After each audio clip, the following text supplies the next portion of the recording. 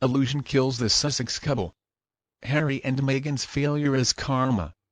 Hello, and a very warm welcome to LVT News YouTube. Today, a royal expert has spoken out to claim that Harry and Meghan completely underestimate life without the palace. That is a very good explanation of these couple of grifters who believe they would get to the top of the celebrity hierarchy by trying to monetize themselves off the backs of the royal family by spewing a bunch of lies at every opportunity and trying their best to destroy the monarchy because they couldn't get their way. But instead, all they have done is hurt themselves. They are never going to crawl out of a hole they've dug for themselves at this point. According to royal expert Miss Janet Tinker, the couple totally overestimated their value as private citizens along with their ability to generate income that does not come from talking or writing or interviewing about their time working together inside the royal. They were made fully aware of what they would lose if they decided to walk away, and they chose to walk away, which is their choice to make.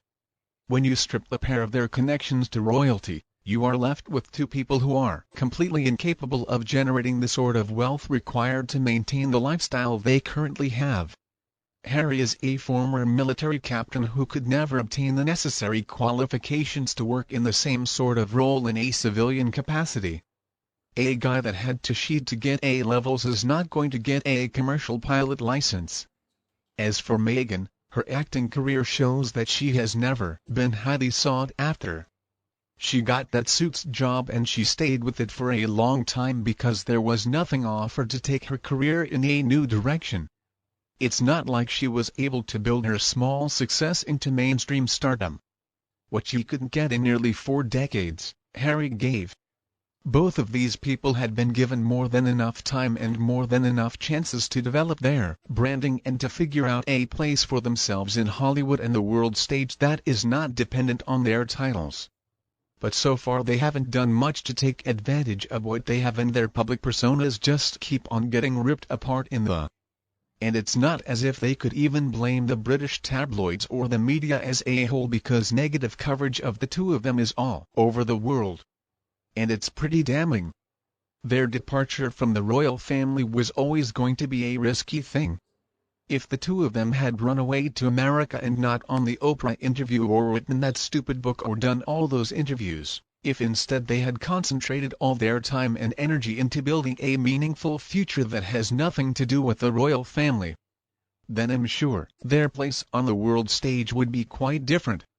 Who knows, though? Maybe things always would have turned out like this.